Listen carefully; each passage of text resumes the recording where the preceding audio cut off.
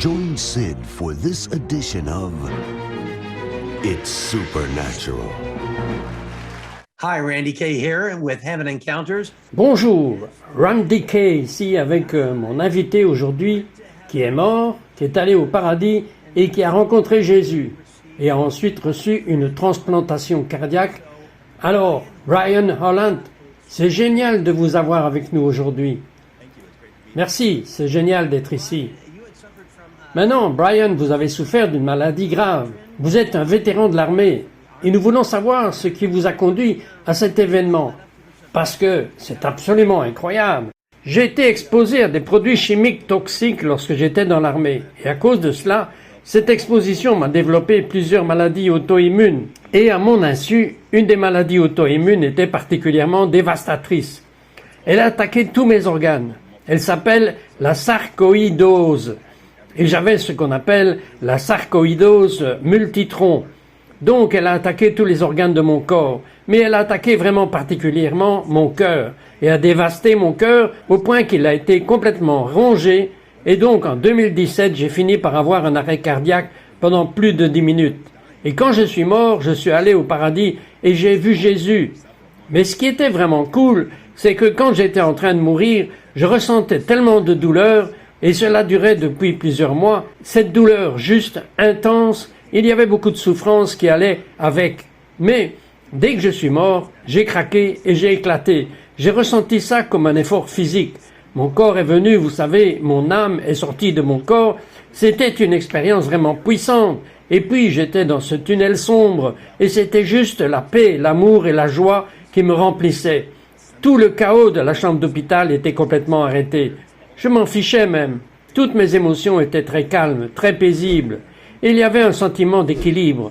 Donc, après avoir vécu tout ce traumatisme et cette terreur en particulier, pendant tous ces mois, mais vraiment à la fin, c'était terrible. Et tout d'un coup, c'est parti. En quelques secondes, vous savez, juste boum, et c'était parti.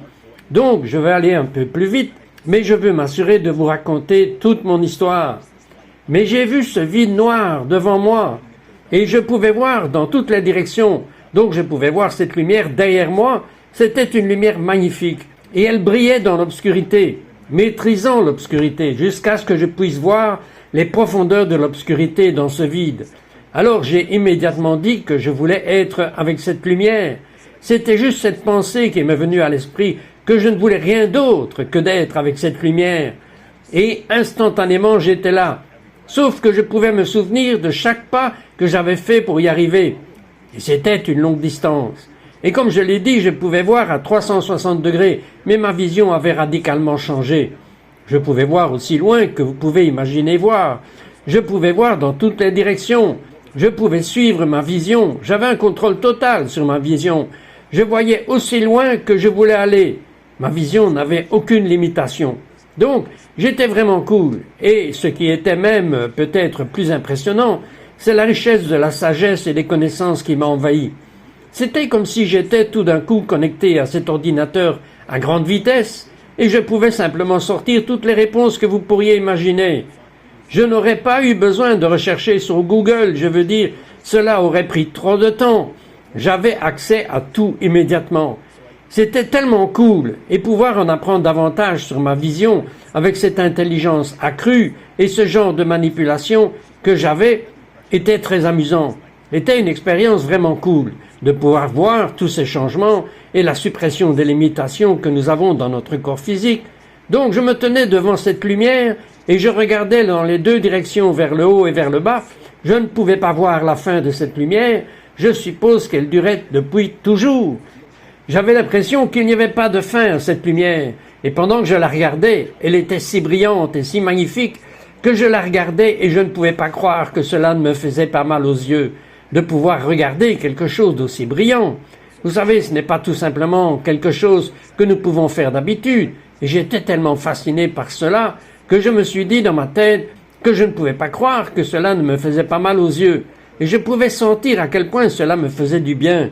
C'était comme si cette lumière était vraiment palpable. C'était la source de l'amour et de la paix. Et cela émanait directement de mon âme.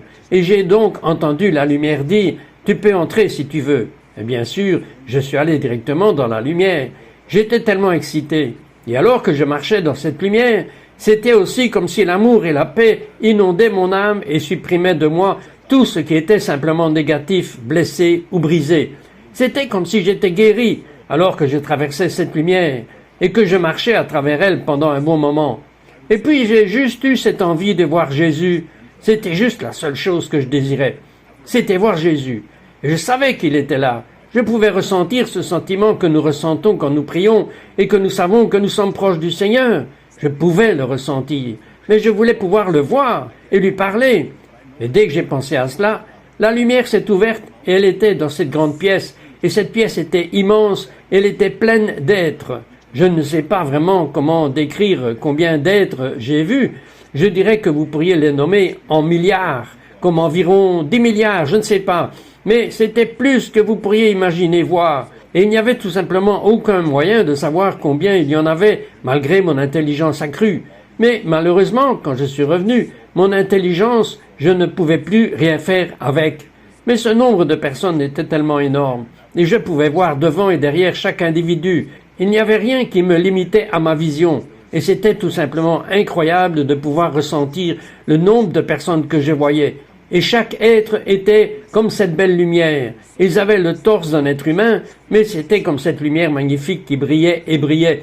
Mais au milieu de tous ces êtres, il y en avait un qui était tellement profondément plus beau, et si rempli de lumière qu'il était clair que vous saviez que la source de lumière venait de là. Et cette lumière qui s'était allumée remplissait toute la pièce. Et c'était Jésus. Il n'y avait tout simplement aucun doute. Et comme je l'ai dit, Jésus, je veux voir ton image. Et son image a commencé à se rassembler pour moi juste lorsque j'ai dit ça. Et c'était tellement beau de voir ses traits, son sourire.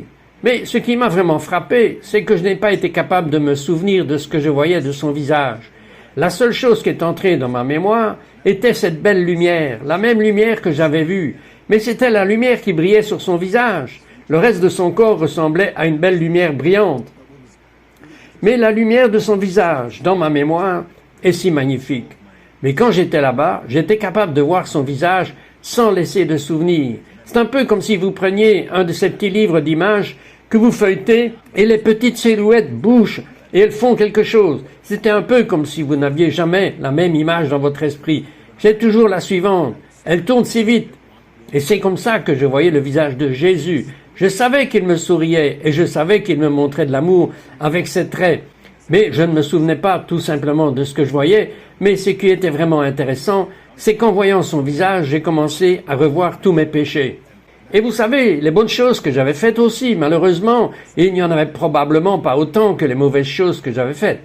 Mais ce qui m'a vraiment attiré, ce sont certaines des choses que j'avais faites. Vous savez, je pensais que c'était horrible. Il y avait des choses que j'avais faites et dont j'avais déjà été pardonné. Et je voulais vraiment dire que j'étais désolé pour elles, que je ne voulais pas les refaire. Mais Dieu le savait. Mais il y avait des choses auxquelles je m'étais accroché, que je n'avais jamais pensé que c'était des péchés. Je pensais que c'était moi qui me défendais ou que je faisais quelque chose qui était bien, mais la façon dont je l'avais faite n'était pas bien.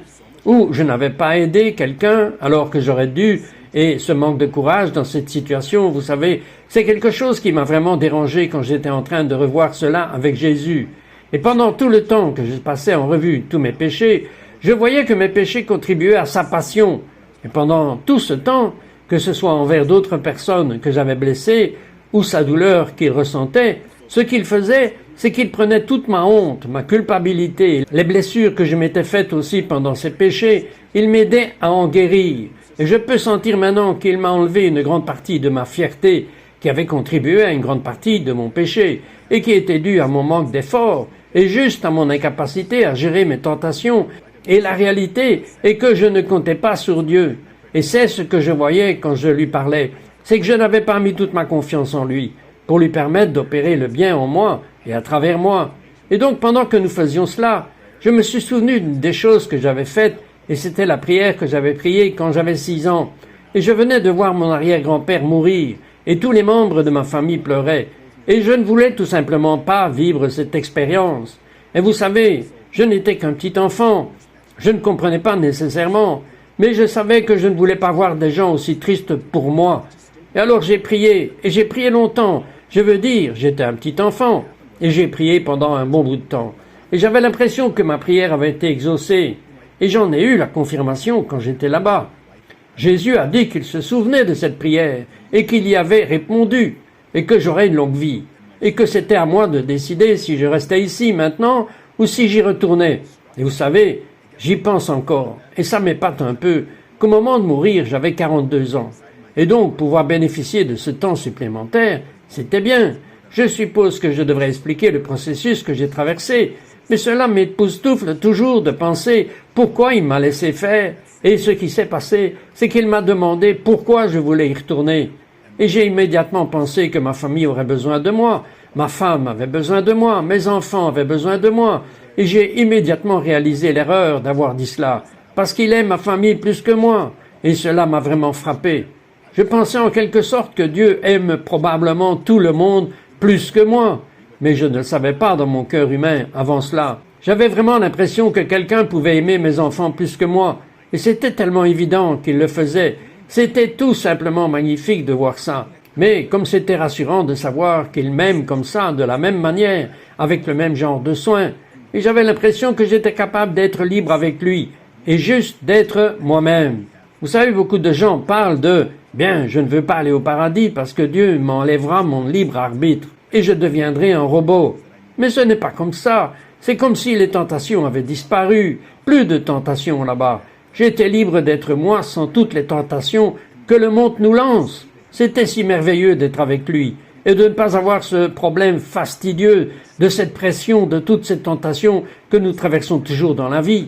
Et donc, pendant que j'examine cela avec lui et que je réfléchis à toutes les raisons, la seule chose que j'ai pu trouver, et c'était la seule chose qui avait du sens pour moi, c'était que je voulais y retourner pour faire plus pour lui.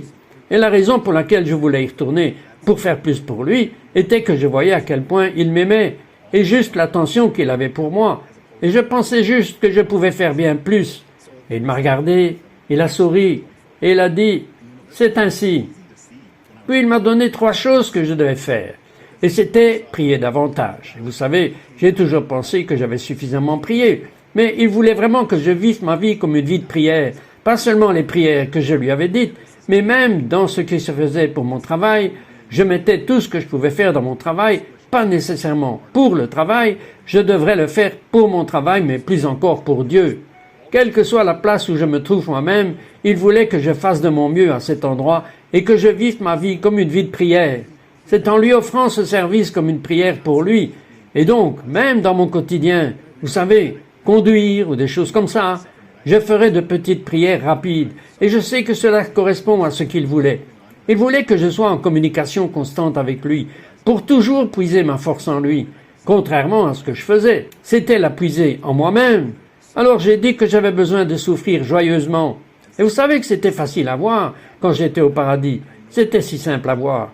Parce que j'avais vu comment est Dieu, et qu'il est descendu du ciel, et qu'il est devenu homme, a pris tous nos péchés, et est mort pour nous, vous savez. Nous considérant comme des êtres humains, nous dirions que si ce groupe d'êtres humains blesse ces autres êtres humains, nous devons les écraser. Nous n'allons pas les laisser faire partie de notre monde, et on va s'en débarrasser. Mais Dieu nous aime tellement qu'il nous donne toutes nos chances jusqu'au moment où il sait qu'il n'y a plus de possibilité pour cette personne de se retourner.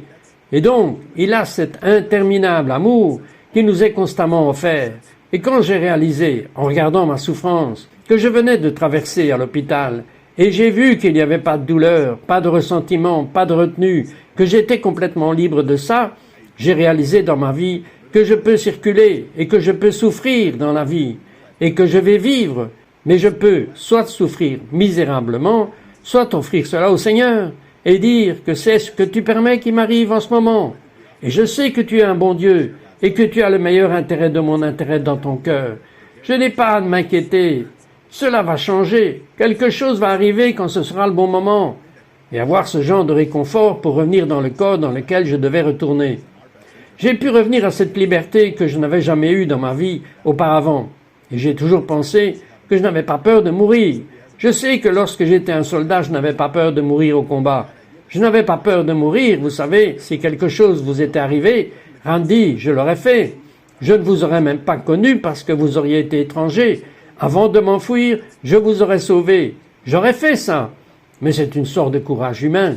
Vous savez, cela vient de mon sens humain de l'honneur, pas d'un sentiment où maintenant je risquerais tout pour sauver quelqu'un pour Dieu. Je le ferais. Je risquerais aussi de me débarrasser de ma propre fierté pour l'amour de Dieu. C'est à quel point je l'aime. Et c'est que j'ai appris à me débarrasser de beaucoup de choses auxquelles je m'accrochais. Alors, la dernière chose qu'il m'a dite, c'est de partager son amour. Et vous savez combien c'est une chose plus difficile à faire. Je pense que nous disons souvent que nous voulons partager l'amour de Dieu, et je pense que nous le faisons tous. Mais c'est une lourde charge à porter, parce que son amour est si immense. Vous savez, c'est juste cette chose écrasante qui nous permet, ou devrait nous permettre de sacrifier ce que nous pensons être dans notre meilleur intérêt. Quelqu'un d'autre que nous connaissons a vraiment besoin de quelque chose à ce moment-là, et vous savez que c'est bien d'avoir une glace, mais quelqu'un n'en a pas mangé depuis plusieurs semaines, et j'en ai juste mangé une hier. Ce n'est peut-être pas une mauvaise idée de sacrifier cette petite chose. Et je sais que cela semble être une analogie vraiment stupide, mais dans le grand schéma des choses, lorsque nous voyons notre frère ou notre sœur souffrir et lutter, et que nous pouvons faire quelque chose, vous savez, cela fait partie du partage de son amour. Faire cela pour eux. Prier pour les gens. Et juste faire preuve de gentillesse tout le temps. Ce sont des choses que nous pouvons faire pour vraiment nous aider les uns les autres. Et c'est en fin de compte ce que Dieu veut que nous fassions. C'est essayer de nous vouloir au paradis. C'est une route assez difficile pour essayer de le faire par nous-mêmes. Mais si nous essayons de nous entraider, c'est comme ça que nous pouvons le faire et que nous pouvons gagner des âmes. Donc, ce sont les choses qu'il m'a dit de dire et qu'il m'a dit de faire. Et puis il m'a dit que j'allais revenir en arrière. Et puis j'ai commencé à faire mon chemin et je suis retourné au tunnel. Et j'ai vu ma chambre d'hôpital depuis le bout du tunnel, où je suis sorti de la lumière. Et je pouvais voir maintenant que ce n'était pas le vide obscur, mais c'était ma chambre d'hôpital qui était au bout de ce tunnel. Et je pouvais voir qu'il y avait du matériel sur mon corps. Et il y avait ce truc appelé machine Lucas, qui faisait des compressions thoraciques. Et il y avait toute l'équipe là-bas qui travaillait sur moi. Et alors je suis revenu et je suis spontanément ressuscité. C'est ce qu'ils ont mis dans mon dossier médical, parce que je pense que ce qu'ils avaient fait, c'est qu'ils étaient sur le point d'appeler les services funéraires. Parce que quoi qu'ils fassent pour me sauver, rien ne fonctionnait. Ils avaient déjà retiré la machine Lucas. Et je me suis avancé autant que possible. Ils m'avaient attaché parce que je suppose qu'ils m'avaient fait des chocs électriques avant ma mort. Alors ils essayaient de réguler ma fréquence cardiaque, qui était très élevée. Mais ils m'avaient attaché un peu, et j'ai donc avancé autant que je pouvais. Mais j'essayais de parler au médecin, et il ne pouvait pas vraiment entendre ce que je disais. Mais je lui ai demandé si je venais de mourir. Et quand il est revenu pour la deuxième fois, je lui ai répété. Il a dit « Oui, vous venez de mourir ». Mais le regard qu'il avait sur son visage, je ris à chaque fois parce que ce regard est juste gravé dans ma mémoire. Mais il m'a dit « Vous venez de mourir », comme s'il ne pouvait pas croire que je venais de revenir. Mais je pense que c'était cette truée d'émotion d'avoir juste perdu un patient et que ce patient revenait étonnamment.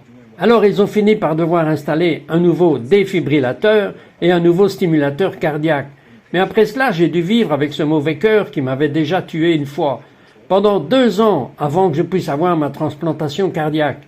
Et je vous enverrai une copie de mon cœur, parce qu'ils ont fait la biopsie dessus par la suite, et vous pouvez voir, c'est juste ridiculement dégueulasse. Mais c'est impressionnant de voir que j'ai pu vivre avec ce cœur pendant 2 ans, et je peux seulement vous dire que c'est parce que Dieu avait mon cœur dans sa main, et qu'il attendait de m'amener à la greffe pour m'avoir un bon cœur. Mais ce n'était pas seulement cela. Je veux dire, vous savez, ma femme a bien réfléchi. C'est beaucoup de souffrance à traverser. Pourquoi ne t'a-t-il pas guéri tout de suite? Je pense, en tant que personne, que nous nous soucions les uns des autres, et nous nous posons des questions sur ces choses. Mais je sais pour moi que si Dieu m'avait guéri tout de suite, je ne l'aurais pas fait. Je n'aurais pas eu le genre de foi pure qu'il a développé en moi, cette persévérance et cette patience qu'il a cultivée en moi. Ces grâces qu'il a développées ont été si profondes et si utiles dans ma vie que je ne sais pas ce que j'aurais fait sans lui. Mais c'est ça qui m'a fait attendre ces 2 années, après avoir su que je venais de le voir et qu'il me donnait du temps supplémentaire. Je n'avais pas vraiment peur de mourir, donc je savais qu'il y avait un plan qu'il avait mis en place et je devais juste attendre qu'il se concrétise. Et s'il me l'avait donné tout de suite, je ne sais pas si cela aurait solidifié cette leçon qu'il voulait vraiment que j'apprenne. Et quand j'ai reçu cet appel téléphonique, je me suis dit, Dieu, je savais que tu allais le faire. Et j'avais juste l'impression d'avoir mis toute ma confiance en Dieu. Et c'était bien. C'était comme s'il me récompensait pour avoir fait ce que j'aurais dû faire de toute manière. Et il m'a donné cette consolation de juste me sentir bien d'avoir attendu et d'avoir été patient. J'ai eu beaucoup de difficultés parce que j'aime contrôler les choses dans ma vie. Mais il m'a enlevé ce besoin de contrôler les choses en me montrant à quel point il se soucie de nous. Et vous savez, pour obtenir ma greffe de cœur comme ça, je vous dis que s'il m'aime autant, il va faire des miracles dans la vie des gens. Parce que c'est incroyable qu'il ait fait ça pour moi. Et j'espère juste que les gens qui entendront cette histoire, qu'ils sauront que Dieu les aime. Et vous savez, même lorsque nous traversons des choses difficiles, et que la vie nous le jettera dessus, vous savez que la vie n'est pas censée être facile, mais plutôt permettre des choses comme celles que j'attendais depuis 2 ans pour une transplantation cardiaque. Pour certaines personnes, cela semble donner de la confusion, ça devient déroutant, c'est une perplexité pour eux. Pourquoi Dieu nous laisserait-il faire ça? Mais je peux vous le dire maintenant. Cela me fait du bien de savoir que mon Dieu peut garder ce cœur aussi longtemps qu'il le souhaite et me laisse subir une transplantation cardiaque pour obtenir le cœur qu'il voulait pour moi. Je pense juste que c'est incroyable et cela me remplira également de grâce que je n'avais jamais eue avant. C'est comme s'il avait fait 2 miracles en un. Je ne pourrai jamais le remercier assez pour tout ce qu'il a fait pour moi. C'est un récit incroyable et j'aimerais que nous puissions continuer, mais nous sommes arrivés à la fin de cette émission de It's Supernatural, donc je tiens à vous remercier beaucoup de vous être joints à nous aujourd'hui et d'avoir partagé cette histoire incroyable et édifiante. Que Dieu vous bénisse.